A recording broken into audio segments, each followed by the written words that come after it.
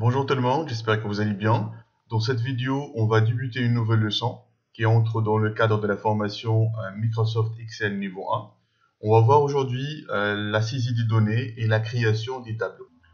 Alors, après avoir lancé le classeur Excel depuis l'icône de Microsoft Excel qui est disponible sur le bureau directement, ou bien en passant par l'icône démarrer, vous devez enregistrer votre classeur. Alors pour enregistrer le classeur, comme on l'a dit la dernière fois, il y a trois méthodes. La première méthode, c'est de passer directement par la barre d'accès rapide. Et comme ça, vous trouvez la disquette, l'icône enregistrée, qui vous permet bien sûr de lancer la fenêtre d'enregistrement. Soit vous passez directement par le menu fichier et après vous pouvez choisir enregistrer ou bien enregistrer sous, puisqu'il s'agit bien sûr de l'enregistrement pour la première fois. Soit vous utilisez le raccourci clavier CTRL-S. Alors on va utiliser CTRL-S pour lancer la fenêtre d'enregistrement. Alors là, on doit nommer le fichier, on va le nommer leçon 3. On va garder le même extension .xlsx, puisqu'il s'agit bien sûr d'une version 2016. Et pour l'emplacement d'enregistrement, comme on a dit la dernière fois, il y a deux emplacements. Il y a le cloud et bien sûr, il y a aussi le disque local. Alors pour notre cas, on va choisir le disque local Mes documents pour enregistrer le classeur. Alors après, on va cliquer sur enregistrer et automatiquement la commande elle va s'exécuter et vous retrouvez sur la barre de titre le nouveau nom de votre fichier, c'est leçon 3. Bon, pour commencer la saisie, il faut tout simplement choisir n'importe quelle cellule de votre tableur. Alors pour notre cas, on va cliquer sur la première cellule référencée A1 et on va taper notre texte Microsoft Excel 2016. Excuse, voilà, 2016. Après, pour bien sûr enregistrer le texte à l'intérieur de la cellule, je fais juste entrer de votre clavier. Vous devez juste faire entrer de votre clavier. Comme vous constatez, lorsque vous cliquez sur entrée, automatiquement, Excel il va vous passer à la cellule suivante dans la même colonne. Alors, je valide par entrée à nouveau, la même chose, la même chose, la même chose. Ça signifie que Excel, il ne va pas vous passer à la colonne suivante. Il va vous passer à la cellule suivante dans la même colonne. Mais si je veux passer à la cellule suivante, c'est-à-dire la cellule B1, comment je dois faire? Je dois utiliser le bouton tabulation de votre clavier. Je clique sur le bouton tabulation et comme ça, je peux bien sûr passer entre les cellules de chaque colonne, mais en restant sur la même ligne. Alors, je répète, je suis maintenant sur la cellule A1 de la première ligne.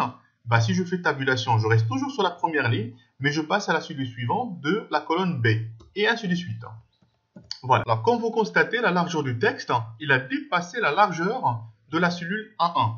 Alors, pour agrandir ou bien pour adapter la largeur de la cellule A1, bien sûr, à la largeur du texte, je dois tout simplement sortir le curseur entre les deux colonnes et je dois cliquer et glisser, bien sûr, vers la droite. Et comme ça, je peux adapter, bien sûr, d'une manière manuelle, la largeur de la cellule à la largeur du texte. Alors, après, il y a une autre méthode, je peux revenir en arrière, c'est tout simplement de sortir le curseur entre les deux colonnes et de faire un double clic de votre souris. Et comme ça, la colonne, elle va s'adapter automatiquement à la largeur du texte. Alors, il faut noter que chaque cellule dans le tableur Excel, il est caractérisé par deux caractéristiques, le type de données et le format de données.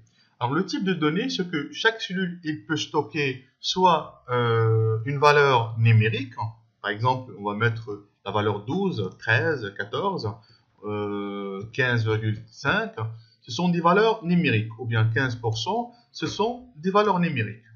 Comme il peut enregistrer des valeurs alphanumériques. C'est-à-dire, lorsqu'on dit alphanumérique, je parle soit du texte, par exemple Excel, soit du texte et bien sûr des chiffres. Excel, voilà, Excel 2016, voilà. Soit des chiffres ainsi que des symboles. Par exemple, on va mettre Excel, arrobase. Alors, vous voyez maintenant la différence entre les valeurs que je viens de décider. Alors, les valeurs numériques, ils sont toujours stockées à droite de la cellule. Et bien sûr, les valeurs qui sont bien sûr alphanumériques, ils sont toujours stockées à gauche.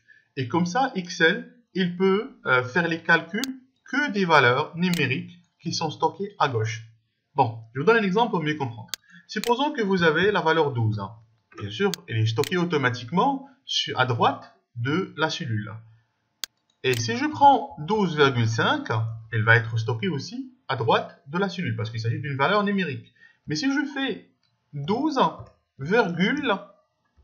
plutôt point 5, alors il va être stocké à gauche. C'est-à-dire cette valeur-là, Excel ne peut pas la calculer. Voilà. Par contre, il peut calculer des valeurs numériques. Alors, cette valeur-là, elle est considérée comme une valeur alphanumérique parce qu'il contient le point. Et le point, c'est un caractère. Voilà. Alors, supposons maintenant que je souhaite saisir un ensemble des valeurs. La première technique, c'est de sélectionner les cellules concernées. Alors, je sélectionne les cellules concernées et comme vous le constatez, la première cellule, elle est bien sûr activée. Ça signifie que la première valeur que je tape, elle va être stockée sur la première cellule. Lorsque je valide par entrée, il va passer à la cellule suivante. Je fais bien sûr notre valeur et ainsi de suite. Je fais notre valeur et notre valeur. Alors là, si je valide, il ne va pas passer bien sûr à la cellule suivante. Il va passer à la cellule suivante de la colonne suivante.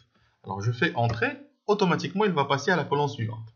Et comme ça, je peux continuer bien sûr la saisie des valeurs. C'est une technique qui vous permet bien sûr de gagner un peu de temps lorsque vous commencez à saisir des valeurs, soit alphanumériques ou bien des valeurs numériques. Bon, supposons maintenant que vous souhaitez insérer des colonnes. Alors, je veux par exemple insérer une colonne entre la colonne D et la colonne E. Alors, il faut noter que Excel il permet d'insérer des colonnes toujours avant la colonne sélectionnée. C'est-à-dire, si je sélectionne la colonne E, ça signifie que Excel il va insérer une nouvelle colonne avant la colonne E. Voilà. Si je sélectionne la colonne F, bah Excel il va l'insérer entre le F et le E. Si je sélectionne la colonne D, bah il va l'insérer entre le D et le C. Voilà. On va faire un exemple. On va sélectionner le E et on va cliquer avec le bouton droit. Et après, on va choisir l'option Insérer. Et comme vous le voyez, il a inséré une nouvelle colonne entre le D et le F. On va faire le même test entre le F et le G. On va sortir le curseur de la colonne G. Et on va cliquer avec le bouton droit et après exécuter l'option Insérer. Et une autre colonne, il a été insérée. Alors là, si je veux supprimer la colonne, alors je sors le curseur comme tout à l'heure, je clique avec le bouton droit et on va choisir l'option supprimer. Et comme ça, la colonne que j'ai ajoutée, elle est supprimée. Si j'ai par exemple plusieurs colonnes à supprimer, bon, je souhaite par exemple supprimer la colonne A, B et C.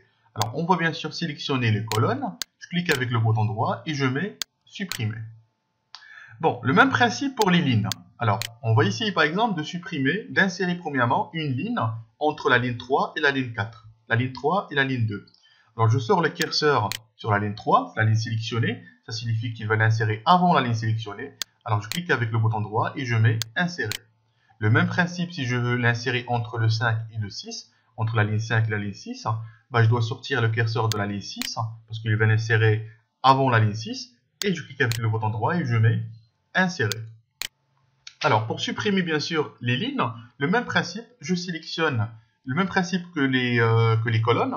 Je sélectionne la ligne concernée, je clique avec le bouton droit, je mets supprimer. Voilà, on va supprimer la ligne numéro 5. Je sors le curseur, supprimer. Et bien sûr, la même chose pour la première ligne.